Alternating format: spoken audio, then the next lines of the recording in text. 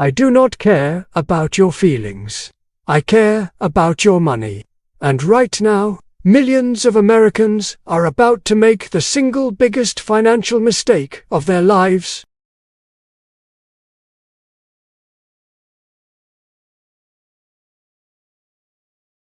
They are buying houses in states that are economically dying, and they are going to watch their wealth evaporate right before their eyes. Here is what nobody is telling you. Your parents' advice about real estate is outdated and dangerous.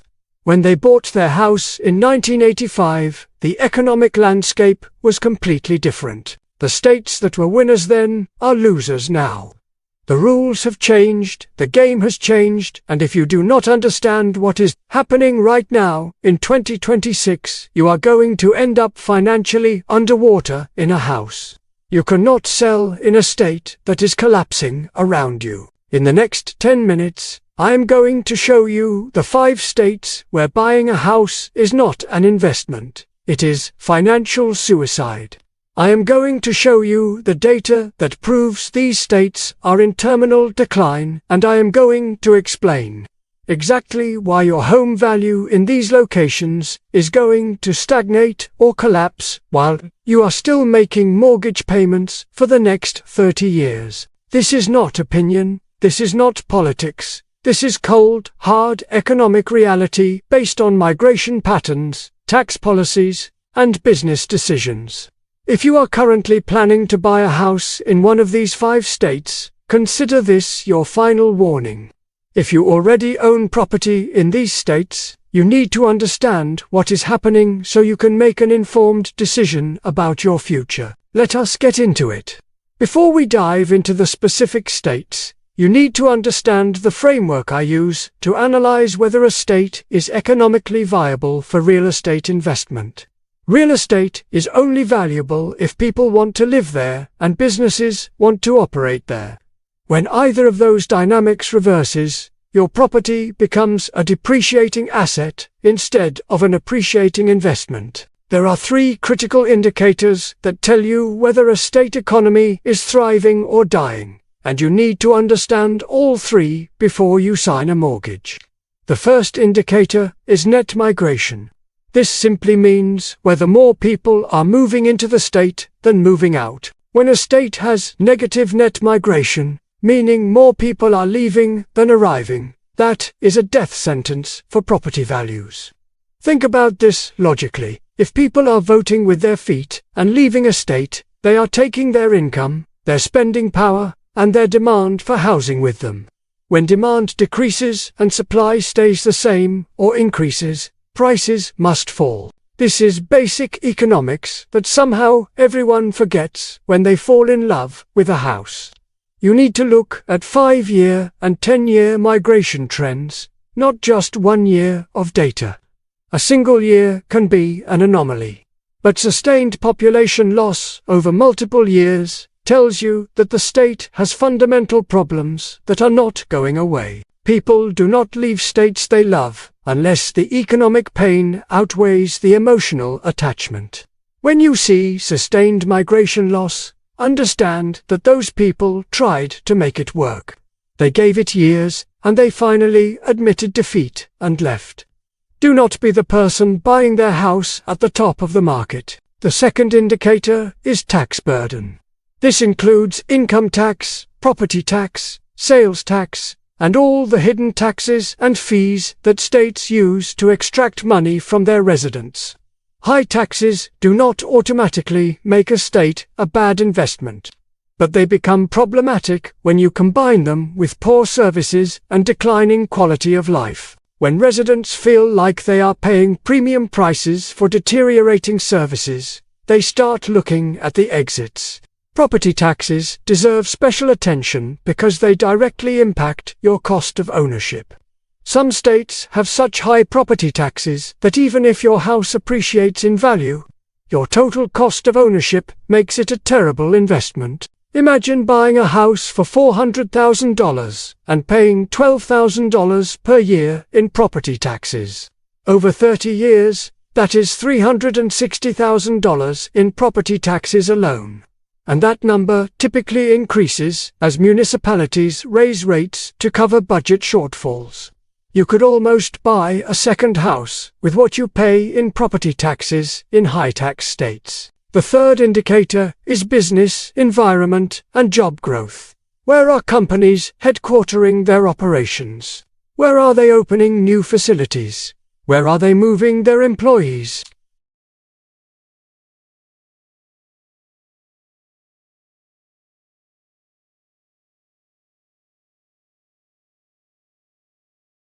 When you see major companies leaving a state or refusing to expand there, that tells you something important. Jobs are the foundation of real estate demand. People move where the jobs are. If the jobs are leaving, the people will follow, and then your property value follows them right out the door. You want to buy real estate in states where companies are fighting to establish operations, where job growth is strong, and where the economic outlook is bright. You want to avoid states where businesses are closing locations, where corporate headquarters are relocating, and where the economic forecast looks grim. Now that you understand the framework, let us look at the 5 states that fail on all 3 indicators. These are economic graveyards, where buying a house in 2026 is setting yourself up for decades of financial regret. California is the poster child for how a state with every natural advantage can destroy itself through terrible policy decisions. This state has perfect weather, ocean access, established industries, world-class universities, and it is still hemorrhaging residents at an alarming rate. Between 2020 and 2024, California lost over 1 million residents on a net basis. Think about that. 1 million people looked at paradise and said, "I cannot afford to stay here." The reason is simple. California treats success as something to be punished. The state income tax reaches 13.3% at the top bracket, which means if you are successful, California takes nearly $1 out of every 7 you earn before federal taxes even touch it. Property taxes are capped by Proposition 13. But new buyers pay current market rates, which means your property tax bill will be astronomical if you buy now. Sales tax in many areas exceeds 10%.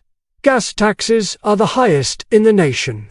The state has even discussed implementing wealth taxes on unrealized gains. But here is what should terrify you if you are considering buying real estate in California. The companies are leaving. Tesla moved their headquarters to Texas. Oracle moved to Texas. Hewlett-Packard Enterprise moved to Texas. Palantir moved to Colorado. Charles Schwab moved to Texas. These are not small businesses making emotional decisions. These are major corporations with billions in market capitalization making calculated decisions that Texas offers a better business environment than California. When the companies leave, the high-paying jobs leave. When the high-paying jobs leave, the people who can afford expensive California real estate leave. What you are left with is a state with extremely high housing costs but declining job opportunities in key sectors.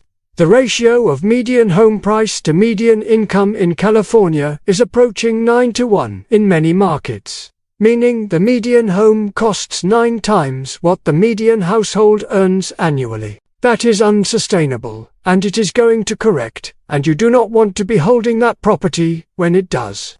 Illinois is a financial disaster waiting to explode, and Chicago is ground zero.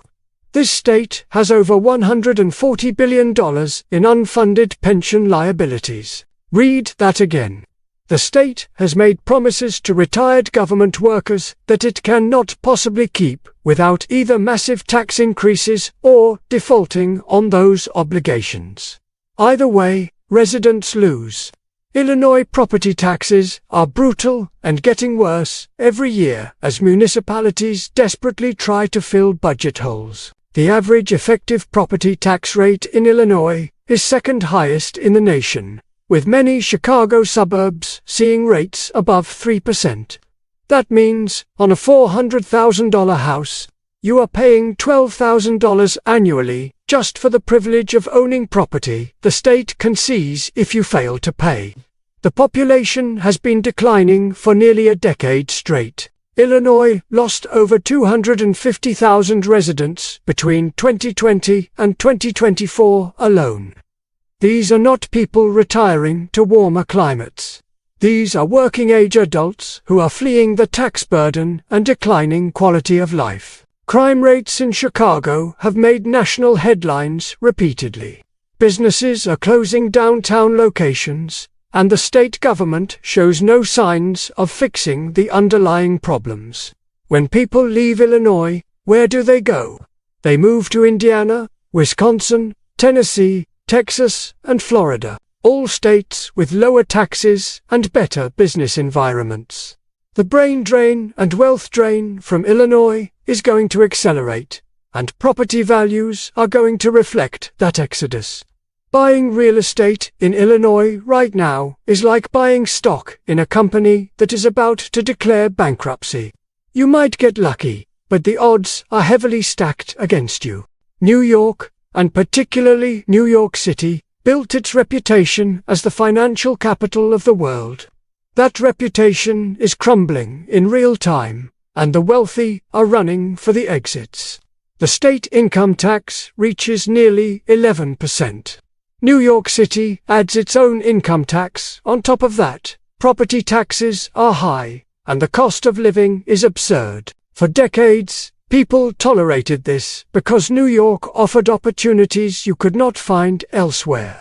That is no longer true.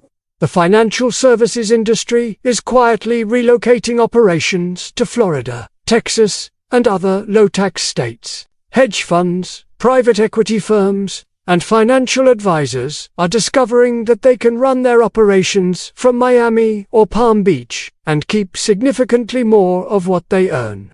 When Carl Icahn moves from New York to Florida, when Paul Tudor Jones splits time between Florida and Connecticut, when entire investment firms are opening Florida offices and closing New York locations, you need to pay attention. The remote work revolution destroyed one of New York's core value propositions. You no longer need to live in New York to work for a New York company. When that realization fully sinks in, and people understand they can keep their New York salary while living in a lower-cost, lower-tax state, the exodus will accelerate. Commercial real estate in Manhattan is already in crisis, with vacancy rates hitting historic highs. Residential real estate is next. Between 2020 and 2024, New York lost over 800,000 residents on a net basis. These were disproportionately high-income earners. The exact people who pay the majority of state taxes and buy expensive real estate. The state is in a doom loop, where it loses high-income residents, which creates budget shortfalls, which leads to tax increases, which causes more high-income residents to leave. Unless something dramatically changes in state policy, this spiral continues, and your property value becomes collateral damage. New Jersey holds the dubious distinction of having the highest property taxes in the entire United States. The average effective property tax rate is 2.5%, with many municipalities exceeding 3%. On a $500,000 house, which is below average in many New Jersey markets, you are paying $15,000 annually in property taxes. Over a 30-year mortgage, that is $450,000 in property taxes alone. And that assumes rates stay flat, which they never do. Why are property taxes so high? Because New Jersey has 605 municipalities, each with their own government, school system, police force, and administrative bureaucracy. The inefficiency is built into the system, and residents pay for it. The state also has generous pension obligations, high debt levels, and a history of fiscal mismanagement. All of that gets passed down to property owners. The result is predictable. People leave. New Jersey has experienced net negative migration for years. Young families look at property tax bills that rival mortgage payments and make the rational decision to buy in Pennsylvania or Delaware, where they get more house for less total cost. Retirees leave for Florida, the Carolinas, or Arizona, where they can stretch their retirement savings much further without New Jersey's crushing tax burden. When young families leave, school enrollment drops, which should reduce costs but rarely does, because of powerful public sector unions and contractual obligations. When businesses leave, which they are doing, the tax burden shifts even more heavily onto residential property owners. You are fighting a losing battle in New Jersey, and buying real estate there locks you into decades of increasing property tax bills with limited appreciation potential. Connecticut is the state that thought it could coast on its legacy forever. It was home to insurance companies, hedge funds, and old money families. It has beautiful towns, good schools in wealthy areas, and proximity to New York City. None of that matters anymore because the fundamentals are broken. General Electric, one of the most iconic American companies, left Connecticut for Boston and then moved significant operations elsewhere. Aetna, the insurance giant, relocated to New York. Multiple hedge funds have shut down Connecticut offices or moved entirely to Florida. The state is experiencing corporate abandonment because it has become expensive, bureaucratic, and unwelcoming to business. Connecticut has high income taxes, high property taxes, and a general atmosphere of punishing success. The state recently imposed new taxes on high earners and even considered highway tolls that would have disproportionately impacted residents. The message Connecticut sends to successful people is clear. We want your money, not your presence. The population is declining and aging rapidly. Young people graduate from Connecticut colleges and leave for better opportunities in growing states. The people remaining are disproportionately older, and eventually they too retire and leave for lower tax states.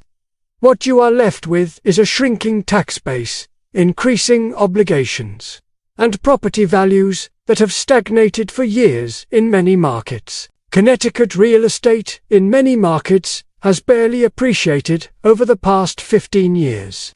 Some towns have seen property values decline in nominal terms.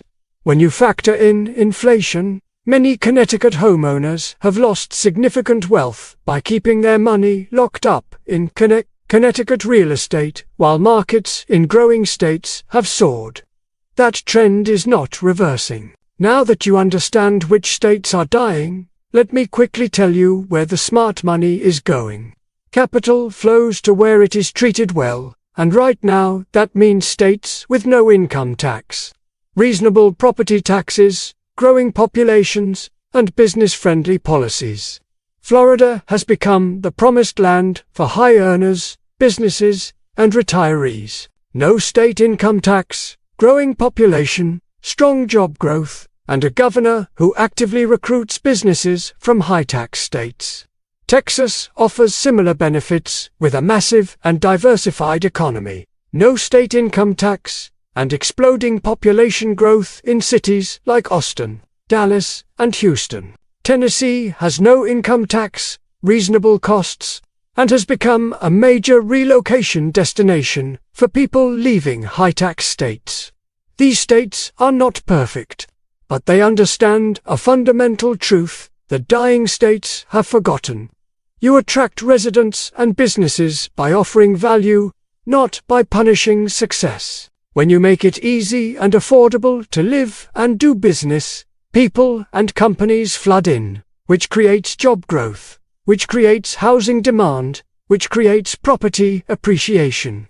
It is a virtuous cycle, the exact opposite of the death spiral happening in the 5 states I just warned you about. Here is the bottom line, and I need you to hear this clearly. Your house is not a home, it is a business decision. I know that sounds cold. I know your parents told you to buy a house because it is the American dream. I know you have emotional attachments to certain places. None of that matters if the economics do not work. A house in the wrong state is a financial prison. You are locked into a 30-year mortgage on a depreciating asset in an economically declining area, with high taxes, poor job prospects, and negative migration trends. Meanwhile, someone who buys in a growing state with favorable economics watches their property appreciate while keeping more of their income. After 30 years, the wealth gap between those two decisions is measured in hundreds of thousands or millions of dollars. Treat this like the business decision it is. Look at migration data.